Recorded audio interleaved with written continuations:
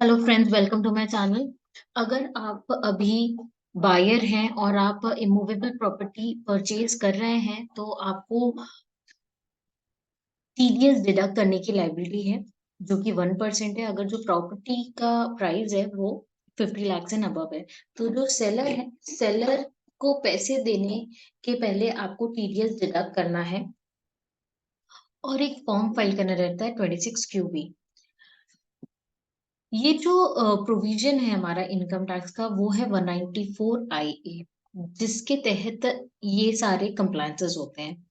अब एक नोट एक अपडेट आ रहा है जिसमें बताया गया है कि अगर आप बायर हैं तो जो सेलर का टीडीएस आप डिडक्ट कर रहे हैं 1%, सबसे पहले उनका पैन वेरीफाई कर ले कि पैन और आधार लिंक है कि नहीं, किसका, सेलर का, लैंडलॉर्ड का या पेई का, डिडक्टी का।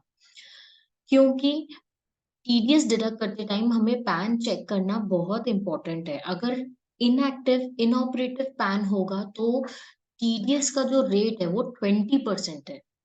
जब आप रिटर्न फाइल कर देंगे 1% के हिसाब से, उसके बाद प्रोसेसिंग के बाद आपके पास डिमांड आएगा। तो इससे अच्छा है पहले ही आप इसका ध्यान रखें। अगर 20% डिडक्ट करना है तो 20% डिडक्ट करें, 1% डिडक्ट करना है तो 1% डिडक्ट करें।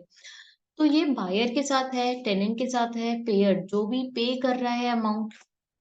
जैसे मैंने अभी आपको इमूवेबल प्रॉपर्टी का बताया कि अगर आप इमूवेबल प्रॉपर्टी परचेज करें तब टीडीएस डिडक्ट करना है। वैसे कोई ऐसा पेमेंट आप करें जिसमें टीडीएस डिडक्ट करना है, आप पेयर है तो आप पे को जो पे कर रहे हैं उसमें अगर टीडीएस डिडक्शन की लाइबिलिटी है तो आपको टीडीएस डिडक्ट करना है। इससे पहले आप पैन आधार वेरीफाई कर ले पेई का कि उस पेई का पैन आधार लिंक है कि नहीं। अगर नहीं है लिंक तो उसका पैन इनऑपरेटिव हो गया होगा और आपको जो टीडीएस रेट है वो हायर रेट से डिडक्ट करना है।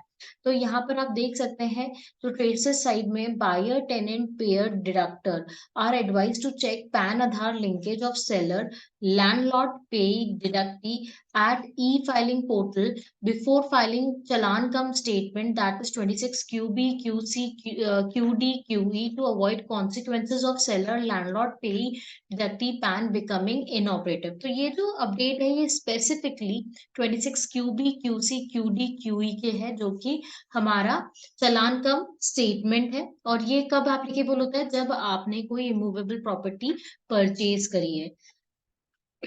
एक और अपडेट है इसी से रिलेटेड, वो है 26 QB का जो ऑनलाइन करेक्शन है अब अवेलेबल है पोर्टल में। अब आप पोर्टल से ऑन करेक्शन फाइल कर सकते हो अगर कुछ करेक्शन रिक्वायर्ड है 26 QB QC QD में, वो भी यहाँ पर आप देख सकते हैं। ऑनलाइन करेक्शन अवेलेबल है। जब हम बात करते हैं सेक्शन 194 IA की, TDS on sale of immovable property, तो इसके प्रोविजन आपको ध्यान रखना बहुत जरूरी है। क्योंकि रेसिडेंट, अगर सेलर रेसिडेंट है तो प्रोविजन कुछ और है, और रेसिडेंट नॉन नॉन रेसिडेंट है सेलर तो कुछ और है। क्या डिफरेंस है दोनों में? अगर रेसिडेंट है तो 1% तो लगेगा ही लगेगा, एंड 1% टीडीएस तो आपको डिडक्ट करना ही पड़ेगा। और जो फॉर्म होगा वो फॉर्म 26 QB फाइल होगा। एंड जो आप उसको सर्टिफिकेट टीडीएस जो आपने डिडक्ट किया है उसके अगेंस्ट में जो सर्टिफिकेट इशू करोगे सेलर को वो होगा फॉर्म 16B। बट जब हम नॉन रेसिडेंट की बात करें तो नॉन रेसिडेंट में सेक्शन 195 एप्लीकेबल होता है, और जो रेट है वो हायर रेट लगता है। हायर रेट से आपको टीडीएस डिडक्ट करना पड़ता है जो कि नॉन रेसिडेंट पे एप्लीकेबल है। जो फॉर्म है वो फॉर्म 27Q फाइल होगा जो कि स्टेटमेंट है long short term capital gain का। बायर जो फॉर्म 26Q फाइल करेगा उसके सबसे पहले टैन के लिए अप्लाई करना पड़ेगा।